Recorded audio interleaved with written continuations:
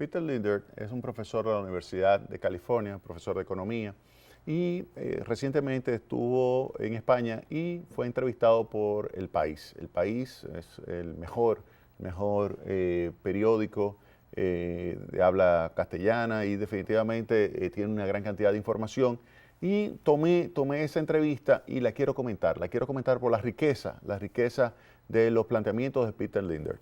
Y comenzamos con una pregunta que se le hace en el periódico El País. Ustedes pueden ver, aquí está en su pantalla, lo que sería el profesor Lindert y lo que es la entrevista. Ahí pueden ver el título, Peter Lindert, el estado de bienestar no es un sistema estúpido. Y comienza la primera pregunta, yo le voy a ir comentando y voy a ir entonces pues analizando lo que sería su respuesta. ¿Cuál es el coste de un sistema público de gran tamaño? Y esa es una gran discusión. La gran discusión es, ¿qué conviene más? ¿Tener un Estado que sea muy grande o un Estado que sea pequeño? Y ahí está la gran discusión de si usted es keynesiano, si usted es monetarista, si usted es más liberal, si a usted le gusta la intervención en la economía. Ahí usted puede poner, por ejemplo, a todos aquellos seguidores de John Maynard Keynes, el famoso economista inglés, o los seguidores de Milton Friedman, el famoso economista norteamericano. Usted tiene esos dos grandes áreas donde ahí usted puede decir, bueno, aquellos que dicen que es mejor tener un gran Estado porque de esa forma usted estimula la demanda, reactiva la economía en situaciones de crisis, pues se colocan en el lado keynesiano. Aquellos que dicen que mire, es mejor tener un Estado pequeño, que solamente se enfoque en algunos elementos fundamentales, como es el caso de defensa, como es el caso de seguridad pública, pues ahí usted seguiría y se colocaría en el grupo de Milton Friedman, de la Universidad de Chicago. Ahí usted tiene esos dos grandes grupos. Y lo que dice Peter Lindert es, dice, mira, hay un gran debate. Sin embargo, hay unas enseñanzas que vienen de los países escandinavos y dice que ellos tienen montado un estado de bienestar. Tienen montado un estado de bienestar, pero es básicamente enfocado en lo que es educación y salud. No necesariamente es simplemente una transferencia directa a las personas en términos de ingresos, sino directamente con un servicio. ¿Para qué educación y salud? Porque eso lo que hace es fortalecer el nivel de capital humano. Y nosotros aquí en Tecnopol hemos hablado muchísimo de ese tema, educación y salud. ¿Por qué educación es importante? Porque eleva la productividad. Y salud obviamente es importante por el hecho de que te da la capacidad de absorber conocimientos y de trabajar. Si tú tienes cuando niño salud, puedes ir a la escuela y recibir información, recibir formación y esto traducirlo en capacidad de trabajo productivo cuando seas adulto. Y si tienes salud cuando eres adulto, entonces lo puedes hacer de una manera sostenida y obtienes buenos ingresos. Ingresos que te permiten estar a ti y a tu familia por encima de la línea de pobreza. Claro, usted no hace nada siendo una persona estudiosa, preparada, si usted es un vago. Usted tiene que saber que tiene que ser perseverante en los trabajos, tiene que hacer un esfuerzo para lograr tener la capacidad de generar ingresos. Usted se estudia, usted tiene salud, usted tiene que ese capital humano traducirlo con un trabajo perseverante en pues ingresos. Ese es el objetivo. Entonces, dice el profesor Peter Lindert que los países escandinavos que tienen un modelo de estado de bienestar se enfocan en educación y salud. Y eso también tiene como contrapartida que ayuda a reducir la corrupción. Cuando usted tiene una sociedad bien educada, usted tiene una sociedad que por lo general es más transparente y tiene menos corrupción que otras sociedades que tienen un bajo nivel educativo. Por eso es tan importante invertir todo lo que usted pueda desde el Estado en educación. ¿Y por qué digo desde el Estado? Porque lo que se ha demostrado es que ese es un mercado que lamentablemente es un mercado imperfecto, en el sentido de que si usted no tiene los recursos, usted no va a poder educarse aun cuando usted quiera.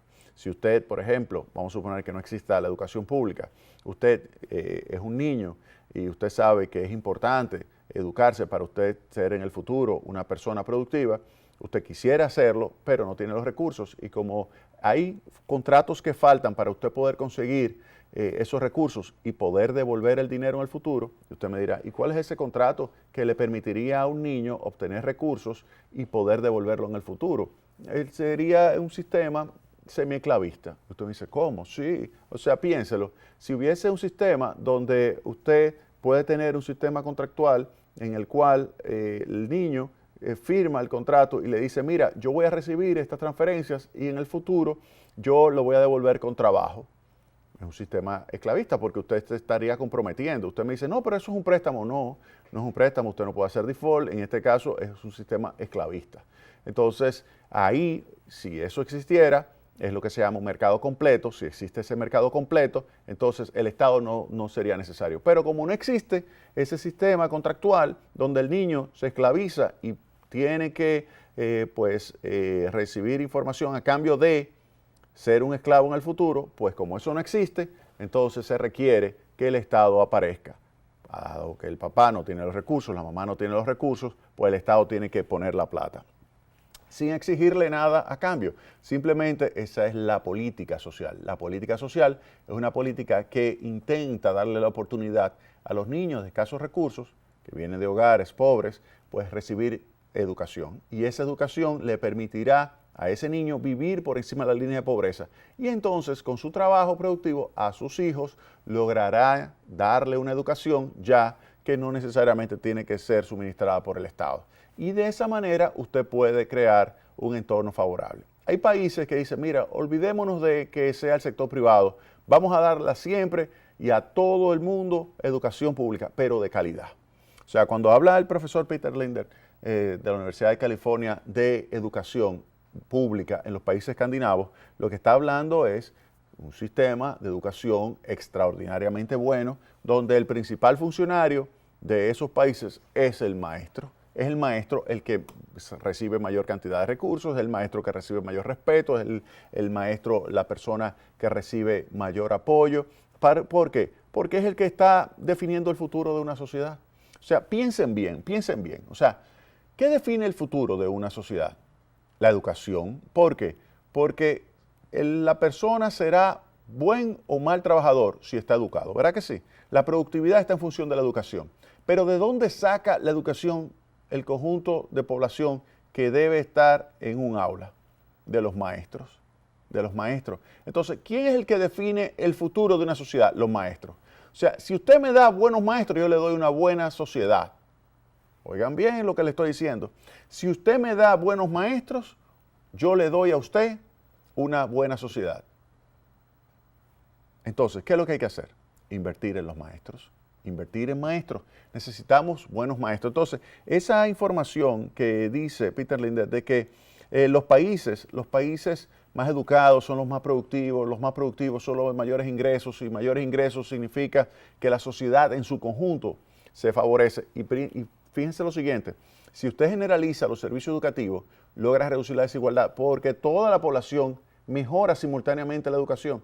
Si usted solamente tiene una educación buena privada y una educación mala pública, usted lo que tiene es una distribución que cada vez se hace más y más desigual. Cada vez usted observa cómo estaría aumentando el ingreso más rápidamente de los más ricos, los pobres también incrementarían sus ingresos porque tendrían más educación, pero menos rápido que los más ricos, y esto hace que la desigualdad aumente. Entonces, para usted enfrentar eso, lo que usted tiene que hacer es invertir muchísimo más en educación pública, mejorar la calidad y darle la oportunidad a todos esos niños a mejorar de una forma más rápida lo que es su capacidad de generación de ingresos. Y con eso usted reduce la desigualdad.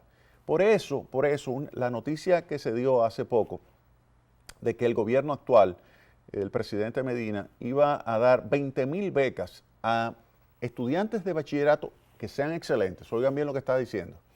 Estudiantes de bachillerato que sean excelentes, que sean buenos estudiantes durante sus 4 años de bachillerato.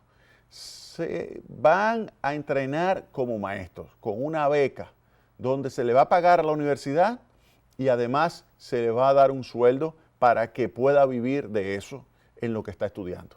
Entonces, con esos recursos invertidos en esos maestros, ¿qué se consigue? La creación de una oferta de maestros que obviamente esto va a ir tomando tiempo, pero esa oferta de maestros va a ir ayudando a que República Dominicana cada vez tenga un mejor sistema escolar. Entonces, si al mismo tiempo que usted tiene educación pública de calidad, tiene, y aquí viene la otra parte, salud pública también de calidad, entonces usted combina un buen servicio que favorece, servicio social que favorece este aumento de la capacidad productiva de la persona, con también un buen servicio de salud que ayuda a que la persona tenga una capacidad de poder trabajar oportunamente, trabajar eficientemente, trabajar cada vez de una manera con mayor productividad y de esa forma entonces puede lograr mayores niveles de ingreso. Entonces, esa afirmación del profesor Peter Lindner de que lo que hay que hacer es invertir en educación y salud es clave. En el caso de la República Dominicana necesitamos invertir más, por ejemplo, en salud. Nosotros invertimos 1.9%. Claro, usted me dirá, ¿y con qué presión tributaria? Y en eso hay que señalar que tiene toda la razón. Un 14% de presión tributaria, donde 4 puntos va directamente a lo que sería la inversión en educación, donde 3 va a servicio de deuda, y así sucesivamente usted va desmontando. Usted se da cuenta de que no hay capacidad de poder subir de 2 a 3 o de 2 a 4 la inversión en salud pública. Entonces, ¿qué usted requiere? Para usted poder aumentar, necesita mayores ingresos. Pero ¿significa eso, y vuelvo a repetirlo, lo he dicho en varios programas, ¿significa eso aumentar la tasa impositiva? No, lo que significa es que todo el mundo pague los impuestos, que todo el mundo pague los impuestos. El 58% de los perceptores de ingresos en la República Dominicana son informales. Por eso, la evasión impositiva en la República Dominicana es alta. Una evasión impositiva alta implica que con tasas como la que tenemos, pudiéramos estar recaudando muchísimo más. Para que tengan una idea, 65% del impuesto sobre la renta se evade y el 45% del ITEVIS. Si eso usted lo redujese, pudiera aumentar las recaudaciones de 14 a 20, por ejemplo.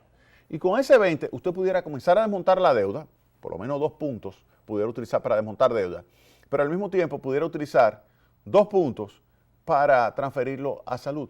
Entonces, más salud, más educación combinada puede ayudar a mejorar considerablemente la capacidad de crecimiento de la sociedad. Entonces, ese es un primer punto que hay que señalar de la entrevista de Peter Lindner, que le vamos a seguir analizando en el próximo segmento de Tecnópolis.